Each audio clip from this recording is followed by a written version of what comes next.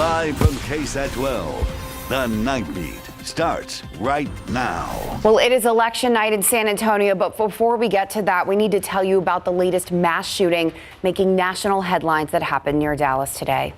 In this one, 8 people are dead tonight, 7 others wounded after a gunman opened fire at an outlet mall in Allen, Texas. Police say an officer shot and killed that gunman at the scene. You can expect much more detail about what we know so far about this mass shooting later on in the newscast. Good evening, and back here in San Antonio, it is election night. Up for grabs tonight, the mayor's seat along with all 10 city council districts. Yeah, and that's not all. The highly anticipated Prop A that would change the way law enforcement operates. And as always, we have the results to other races in our area in Alamo Heights, Balcones Heights, Helotes, Kirby, Leon Valley, just to name a few. So let's not waste any more time. Let's start with the big one, Prop A. On your screen right now, a list of the changes Prop A supporters asked the people of San Antonio to vote on, from decriminalizing marijuana and abortion to expanding cite and release, just to name a few. Let's take a look at the results tonight. Prop A easily being defeated, with 72% of the people voting against it. Yeah, and Garrett Berger has been following this Prop A battle for a while now. He joins us live. Garrett, you're at the opposition party where the mood is pretty light, I assume. Absolutely. From the word go, as early results came in, it was very clear that Prop A was going to get obliterated tonight. They started off with about 48.5 percentage points between the opposition and supporters.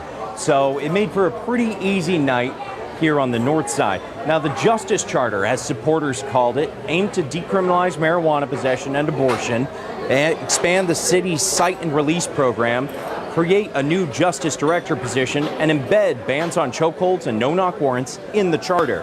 But several council members came out against it, and the city attorney said most of it wasn't even enforceable. Cite and release in particular became a focus, since the change would largely mandate officers cite rather than arrest people for certain offenses, whereas they now have more discretion. Opponents in the police union and business community claimed that would lead to more crime, which struck a chord with voters. You know, and in mentioning to people, no one has a right to take your stuff, right? And I've said this before, as kids, we were taught not to lie, cheat, or steal. This proposition allowed some of that, and that's just not right for the community, the business community. Both sides accused the other of misleading voters or misinformation, and a police union-controlled PAC pumped more than $1.8 million into the race. The head of Act for SA, which led the campaign to get Proposition A onto the ballot, blamed the size of their loss on the amount of money the union and others had spent fighting it. She said she didn't regret putting all of the issues onto the same ballot proposition. And while this one went down particularly hard, she said she does expect to see similar initiatives sometime in the future. Live on the north side, I'm Garrett Berger, KSAT 12 News. Thank you, Garrett. Now to the mayoral race, where Mayor Ron Nirenberg wins his last term as mayor by a landslide. As you can see, the mayor there taking 61% of the vote tonight. 8 other candidates running against him. The closest one, Chris Schuchart, coming in second with 22% of the vote. The night team's Patty Santos was at Ron Nirenberg's watch party at the Friendly Spot, where he seemed overcome with emotion at times, even teary-eyed at one point. Patty. Yeah, Mayor Ron Nirenberg says he did not take this campaign for granted. He tells us he worked really hard, and he's humbled that voters decided to elect him once again for his final term.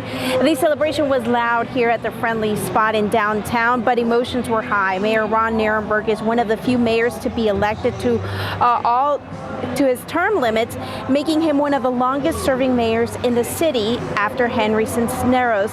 In total, he served the city 10 years, including his time as councilman.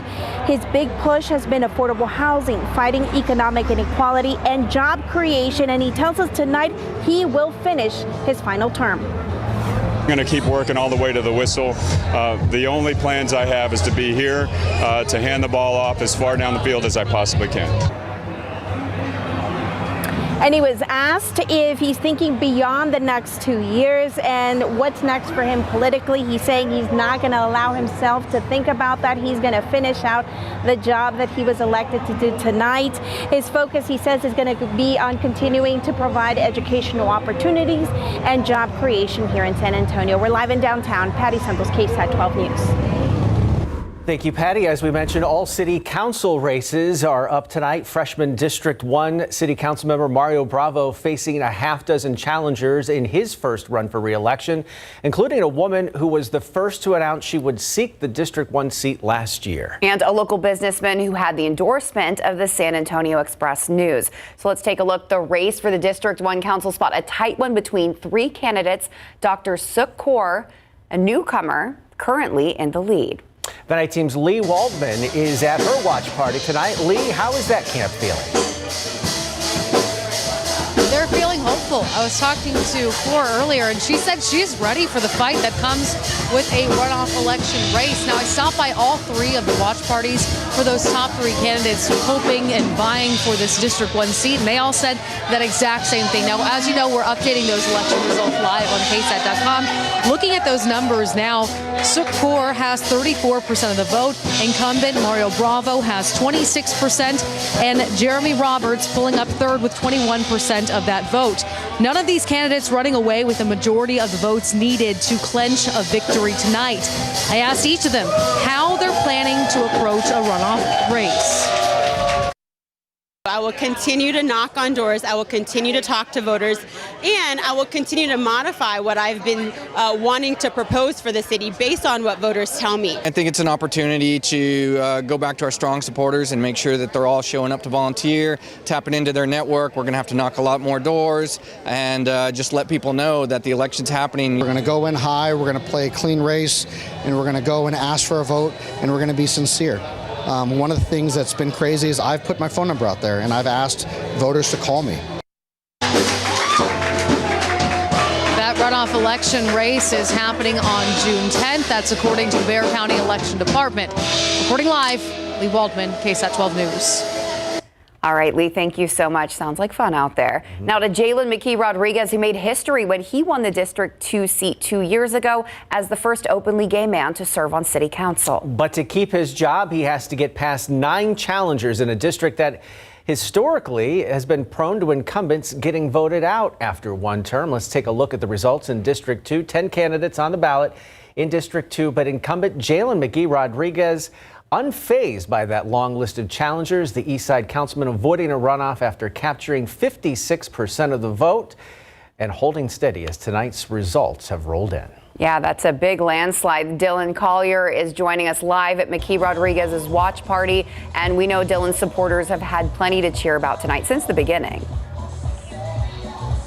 The former school teacher taught his opponents a lesson tonight on how to remain in office on your own terms. McKee Rodriguez becomes the first council person from District 2 to win re-election in a decade. You have to go back to the days of Ivy Taylor for the last time that was done on the east side. McKee Rodriguez's support of Prop A, which went down by a resounding margin tonight, also didn't really seem to impact his ability to get votes at the polls. I think people really underestimate the relationships that I built in my district. So when we were knocking on doors, people said, "Oh, you support Prop A, but I really like you. I like the things that you've been doing and the way that you've communicated with me, but I don't think I can vibe with this one thing." And so I'll respect that. With a second term secured, McKee Rodriguez said he's hoping to serve all 4 terms as councilperson for District 2, saying the East Side is in desperate need of that kind of stability. Reporting live at the Mosaic Multiplex, Dylan Collier, KSAT 12 News. Thank you, Dylan. And after getting past a dozen other candidates to win her first term in office in 2021, District 3 Council member Phyllis Villagran is facing just 3 challengers in her bid for another term in office. The Southside District has been represented by Villagran for 10 years. Here are the results of that race. Phyllis Villagran pulling in 51% of the vote, avoiding a runoff in that race. And District 4 is the first race on the ballot with just 2 candidates. Adriana Rocha Garcia, who is seeking her 3rd term in office, and Marine veteran Gregorio de la Paz seeking his 1st. Here are the results right there on your screen. Rocha Garcia with an overwhelming win, 75% to 25. Over in District 5, Councilmember Terry Castillo is finishing up her first term and is looking to continue her work in City Hall. And the man who faced her in a runoff in 2021, former city employee Rudy Lopez, is back to take another shot to lead the West Side District. The results tonight show that Terry Castillo easily moves on to another term with 63% of the vote. And if the candidates in District 6 seemed familiar to you, there's a good reason. They were all on the ballot in 2021. The winner then, incumbent Melissa Cabello Haverda, who is now seeking her third term in the far West Side District. Small business owner Irina Rudolph and economics professor Chris Baker standing in her way. So let's see how that race turned out right now. 54% for Melissa Cabello Haverda. Close call there. Now over to District 7, where the race to replace Ana Sandoval, and voters will now have to wait for a runoff election to determine who will be their next city council representative. Yeah, this race drew a field of several up-and-coming city leaders and activists. RJ Marquez is live at the watch party for the front-runner, Marina Aldrete Gavito. Yeah, that's right, Courtney and Tim. And actually, they're watching us right now on KSAT 12, so you can hear some of the applause as Marina Aldrete Gavito is still meeting with supporters out here at her watch party. Now, she was considered by many to be the favorite and actually held a more than 20-point percentage lead throughout the evening, but it was not enough to avoid a runoff against the second-place finisher tonight. That would be Dan Rossiter. Aldrete Gavito held her watch party right here at Lisa's Restaurant on Bandera Road, thanking supporters, and that included the fire and police unions. Gavito has worked with Rackspace and USAA and is considered a rising tech and business leader. She told us she felt confident she could continue her momentum moving forward and address issues for District 7 voters. I still want to use my business acumen and community leadership experience to serve the residents, really bring accountability and transparency to City Hall, use my business acumen to make sure that we're using our taxpayer dollars efficiently and effectively. That's right, and down the road, Dan Rossiter met with his supporters as well. Rossiter has worked with Southwest Research Institute for years and with the Brooks Development Authority. Now, he told us earlier tonight that this is exactly where they wanted to be and what they hope for today.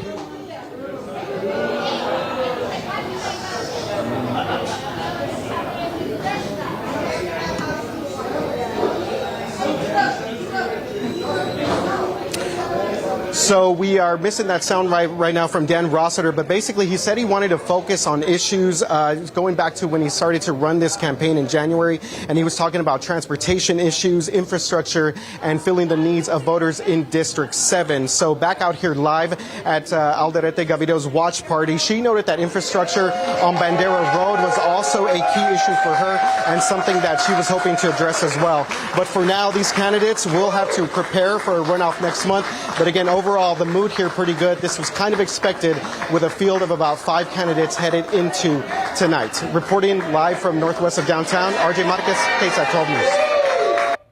All right, thank you, RJ. Now to District 8, Manny Pelayo is running for his last term in office. As you can see on the screen, clearly securing it. The Northeast Side District, he's been running since 2017, and he will get a couple more years. His challenger who stood against him was Cesario Garcia with 29% of the vote.